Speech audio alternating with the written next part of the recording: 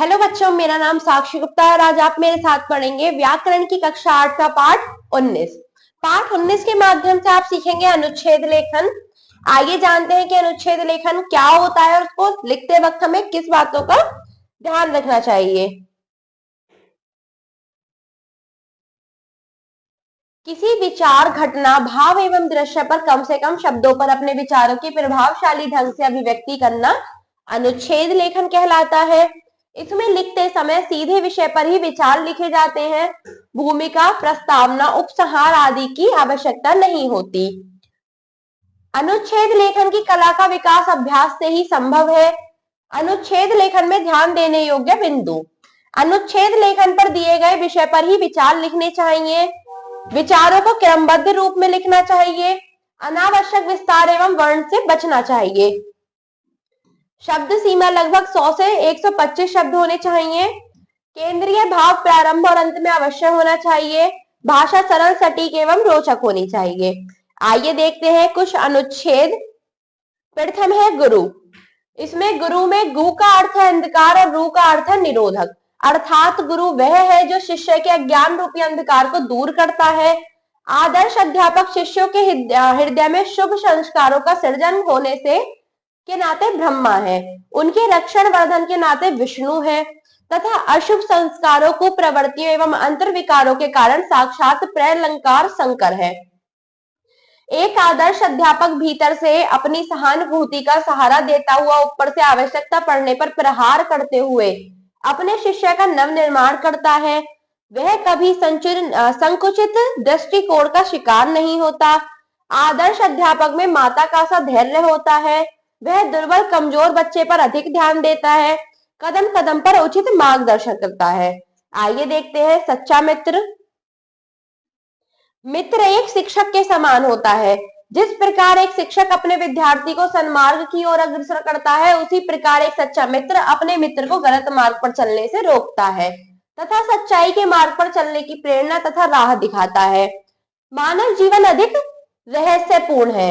कभी कभी जीवन में ऐसे अवसर उपस्थित हो जाते हैं जब मनुष्य की बुद्धि नष्ट हो जाती है और उसका मन दुर्गति से बुराई की ओर भागता है।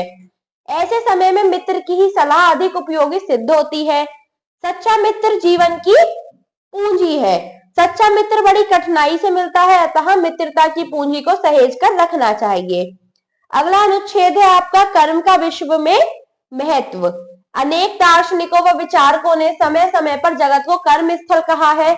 यह विश्व कर्म की रंग स्थली है। परंपरा लग रही यहाँ ठहरा जिसमें जितना बल है जैसी उक्तियां कर्म प्रधान विश्व की ओर ही संकेत करती हैं।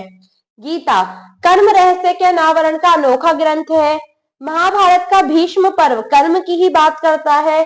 जगत अपने आप में कर्म का प्रतिफलन है। कर्म ही प्रधान है, बाकी अन्य बातें गौड़ रह जाती हैं।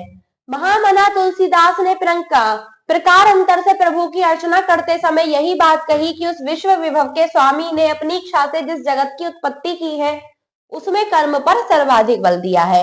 वह लीला पुरुष भी जब जब धरती पर उतरता है तो धरा का उद्धार करने के लिए कर्म करता है।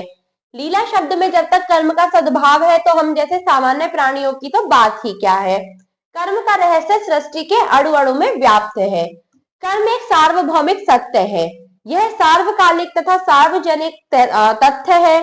कर्म से तो बचा ही नहीं जा सकता। सामान्य कीड़े से लेकर बड़े बड़े जंतु तक प्रत्येक को अपनी उदर पूर्ति एवं जीवित रहने के लिए हाथ पांव तो हिलाने ही पड़ते हैं। उदर पूर्ति होता है पेट भरना। इस जगत में कर्म से श्रेष्ठ कुछ भी नहीं है। कर्म ही सेवा है, कर्म ही भक्ति है, कर्म ही साहस है। कर्म ही ईश्वर के प्रति अपनी निष्ठा ज्ञापित करने का दूसरा नाम है। आइए देखते हैं अगला अनुच्छेद। पराधीन सपने हूं सुख नाही। आजादी से बढ़कर कोई सुख और पराधीनता से बढ़कर कोई दुख नहीं होता। पिंजरे में बंद पक्षी, रस्सी से बंधा पुरुष, कारावास में बंद व्यक्ति अपने अपने बंधन तोड़कर आजाद होना चाहते हैं। मानव बुद्धिजीवी है, वह तो किसी प्रकार की परतंत्रता सहने में असमर्थ है। इसी आजादी को प्राप्त करने के लिए बच्चा बच्चा अपना सिर काटने को तैयार हो जाता है। भारत में हुए स्वतंत्रता संग्राम तथा उससे जुड़ी घटनाओं से स्वतंत्रता का महत्व स्पष्ट दृष्टिगत होता है। स्वतंत्रता प्राप्त करने के लिए बहनों ने हंसते हंसते अपने भाइयों को युद्ध क्षेत्र में भेजा। पत्नियों ने अपनी मांग का सिंदूर उजड़ने पर उफ तक ना की। तथा माताओं ने अपने पुत्रों की कुर्बानी पर गर्व किया। देशभक्तों ने ऊंची ऊंची नौकरियां त्याग कर देश की स्वतंत्रता को जीवन का लक्ष्य बनाया। ऐसा है स्वतंत्रता का सुख। अगला अनुच्छेद है बाण का दृश्य। नदियां जीवनदायिनी अर्थात जीवन देने वाली, हमारी माता की तरह ये हमारा पालन पोषण करती हैं, परंतु हम नदियों में कभी कंकड़ पत्थर तो कभी गंदा सामान डालकर उन्हें गंदा करते रहते हैं। शायद हमारे इन्हीं कुकर्मों का बदला लेने के लिए ये नदियां कभी कभी विकराल रूप धारण कर अपना क्रोध प्रकट करती हैं। इस तबाही को देखने का अवसर मुझे तब मिला जब मैं स्काउट का सदस्य होने के कारण अपने साथियों के साथ बाढ़ पीड़ितों की सहायता के लिए गया। बड़ा हृदय विदारक दृश्य था। दूर तक जल के अतिरिक्त कुछ नजर नहीं आ रहा था। कहीं कहीं पर वृक्षों के ऊपरी भाग, बिजली के खंभे अथवा लकड़ी के टुकड़े दिखाई दे रहे थे। पूरा का पूरा गांव पानी में डूबा पड़ा था। कोई सामान नहीं बचा था। एक महिला अपने बच्चे के साथ लकड़ी के फट्टे को पकड़े बचाओ बचाओ चिल्ला रही थी। कल्पना भी नहीं की जा सकती थी कि यहाँ कभी मकान, सड़कें अथवा खेत रहे होंगे। बाढ़ का दृश्य देखकर लग रहा था कि चारों ओर समुद्र उमड़ रहा है। नदियों ने बाढ़ के रूप में रोष प्रकट कर न जाने जान माल का कितना नुकसान किया, कहना कठिन है। आइए देखते हैं इसके अभ्यास। अब करने की बारी। हमें क्या है, कुछ विषय दिए गए हैं जिस पर आपको अपनी उत्तर पुस्तिका में ऊपर लिखे हुए अनुच्छेदों की तरह ही अनुच्छेद लिखने हैं। जैसे बाल दिवस, जिसको हम चिल्ड्रन डे भी बोलते हैं, इसमें आप लिख सकते हैं कि आप बाल दिवस पर क्या क्या करते हैं और क्यों मनाया जाता है। जीवन में ज्ञान का महत्व। जीवन में अगर ज्ञान ना होगा तो मनुष्य क्या होगा, पशु के समान। सादा जीवन उच्च विचार, इसमें आप लिख सकते हैं कि हमें अपना जीवन सादा तरीके से जीना चाहिए और अपने विचारों को ऊंचा रखना चाहिए। अगला अनुच्छेद आपको लिखना है महात्मा गांधी के ऊपर। आप उनके चरित्र को दर्शा सकते हैं कि महात्मा गांधी कौन थे या उनमें क्या क्या गुण थे। इस प्रकार आप निम्नलिखित विषयों पर अपनी उत्तर पुस्तिका में अनुच्छेद लिख लेंगे। धन्यवाद।